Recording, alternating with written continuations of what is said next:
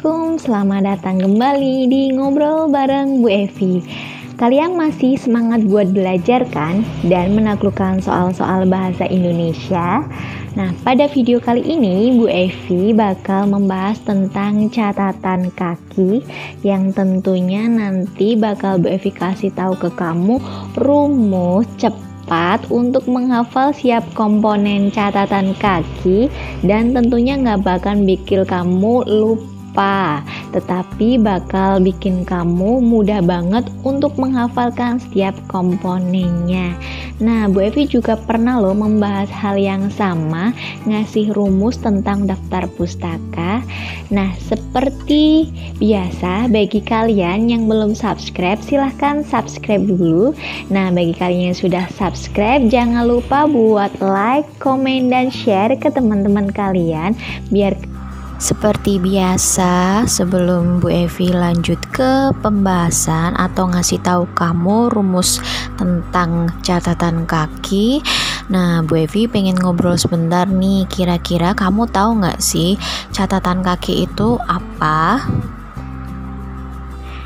Nah, catatan kaki itu merupakan keterangan yang ditambahkan pada bagian bawah halaman sebuah karangan.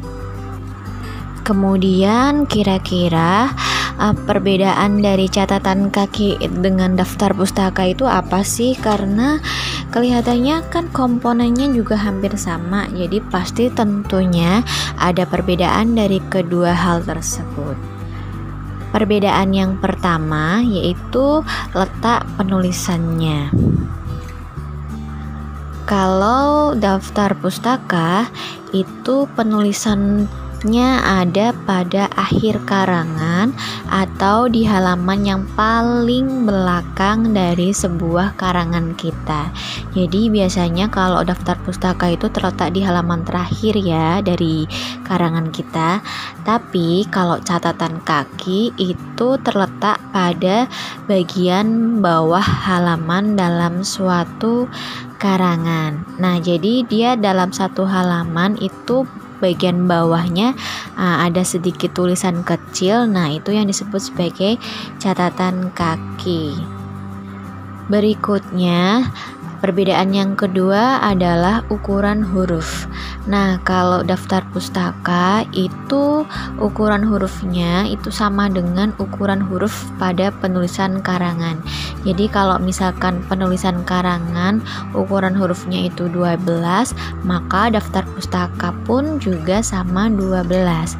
Berbeda halnya dengan catatan kaki. Kalau catatan kaki itu penulisan hurufnya lebih kecil dari penulisan karangannya. Jadi kalau misalkan penulisan karangannya itu size-nya atau ukurannya itu 12, maka pada catatan kaki bisa kamu ubah menjadi lebih kecil, misalkan saja 10 atau 9 ukuran hurufnya. Nah, untuk perbedaan yang terakhir adalah nama pengarang. Pada daftar pustaka kita kan sudah pernah tuh bahas ya, kalau nama pengarangnya itu dibalik. Itu kalau jumlahnya ada 2 kata. Misalkan saja kayak kemarin tuh Nur Hidayah, maka dibalik menjadi Hidayah, Nur, atau mendahulukan nama belakang daripada penulis. Sedangkan pada catatan kaki itu nama penulisnya tidak perlu kamu ubah atau nggak perlu kamu balik, tetapi ditulis sesuai dengan nama. Misalkan saja kalau tadi Nur Hidayah, ya tetap jadi Nur Hidayah. Berikutnya, fungsi daripada catatan kaki.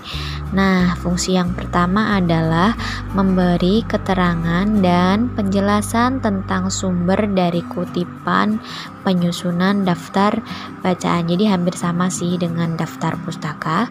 Kemudian yang kedua adalah menghargai sumber yang dikutip, jadi sebagai penghargaan ya. Kemudian yang terakhir menunjukkan referensi lain agar si pembaca itu lebih jelas mengenai istilah-istilah yang digunakan pada karangan. Nah, ini dia contoh dari penulisan catatan kaki. Bu Evi tunjukin ke kalian kalau kalian tuh masih bingung. Nah, maksud dari letak catatan kaki berada di halaman paling bawah itu seperti ini. Jadi yang atas itu adalah hasil karangan kita atau tulisan kita, kemudian nah bagian bawah yang saya lingkarin itu, maaf itu bukan lingkaran tapi saya coret, itu adalah contoh daripada penulisan catatan kaki. Kamu bisa lihat di situ ukuran hurufnya berbeda jauh dengan ukuran huruf yang di atasnya atau pada karangannya. Jadi lebih kecil ukuran hurufnya. Berikutnya adalah rumus daripada catatan kaki. Ini yang terpenting banget karena komponen catatan kaki itu nggak beda jauh dengan komponen daftar pustaka, yaitu naju kopentahel. Saya ulangi ya, naju kopentahel itu adalah rumus dari catatan kaki. Nah itu adalah nama penulis, judul buku. Nah, untuk judul buku ada dua pilihan ya. Bisa kamu cetak miring ataupun kamu garis bawah kalau misalkan tidak diketik atau manual penulisannya. Kemudian ko itu adalah kota terbit. Berikutnya adalah pen itu penerbit, dan tahun terbit. Yang terakhir adalah hal atau halaman. Nah, info buat kamu, kalau misalkan pada daftar pustaka setiap komponen itu diakhiri dengan tanda baca titik, tetapi kalau di catatan kaki setiap komponen diakhiri dengan tanda baca koma. Kemudian setelah judul itu kamu beri tanda kurung ya. Setelah judul kamu beri tanda kurung, kemudian baru masuk ke kota terbit. Seperti biasa, kota terbit kamu ikuti dengan tanda titik 2. Berikutnya ada penerbit, dan kemudian koma lagi masuk ke tahun terbit. Setelah tahun terbit kamu kasih kurung tutup ya. Berikutnya halaman. Nah, halamannya itu kamu singkat menjadi tulisannya HLM. Kita coba untuk membahas catatan kaki yang sudah ada. Di sini contohnya Suherlina Kusmana titik, judulnya kreativitas menulis, penerbit Ombak Yogyakarta, tahun halaman. Nah, itu jelas masih salah banget. Kamu bisa lihat langsung ya, setiap komponennya itu diikuti dengan tanda baca titik, padahal harusnya tanda baca koma. Oke, kita analisis yang A dulu. A. Suherlina Kusmana, sudah benar ya, nama pengarang dulu. Kemudian tidak perlu dibalik. Kreativitas menulis itu judulnya. Nah, untuk judul itu salah. Kenapa salah? Karena tidak dicetak miring. Itu kesalahannya. Kemudian koma lagi. Yogyakarta penerbit titik 2 sudah benar. Kemudian penerbitnya adalah penerbit Ombak, tahun sudah benar. Berarti salahnya ada di judul.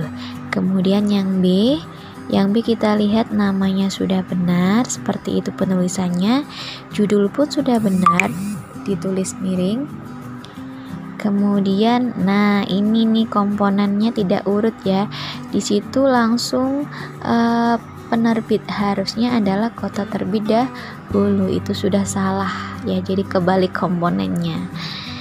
Yang C, nama sudah benar seperti itu, kemudian judul juga sudah benar.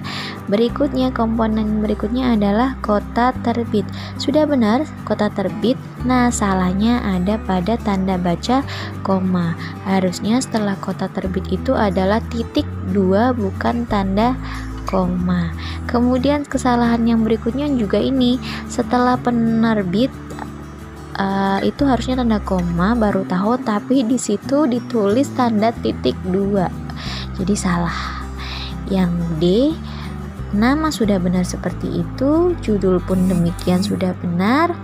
Kemudian kota terbitnya salah ya, tidak diikuti tanda titik 2, jadi sudah salah banget, salahnya di situ, hanya di situ.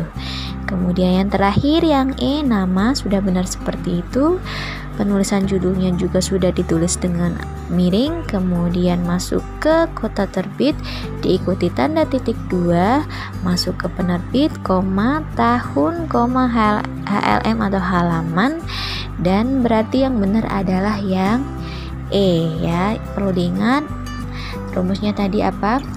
Na, ju, ko, pen, ta, hal. Jadi jawabannya benar adalah yang E. Itu tadi pembahasan tentang catatan kaki. Nah, harapan Bu Evi setelah ada rumus dari catatan kaki, kamu tidak lagi bingung untuk mengerjakan soal-soal serupa. Nah, kemudian seperti biasa, bagi kalian yang belum subscribe, silahkan subscribe. Dan juga bagi kalian yang sudah subscribe, like, komen, dan share. Bu Evi doain semoga kalian dimudahkan dalam proses belajar mengajar dan juga dimudahkan dalam menggapai cita-cita. Bu Evi pamit undur diri. Sampai jumpa pada video-video berikutnya. Wassalamualaikum warahmatullahi wabarakatuh.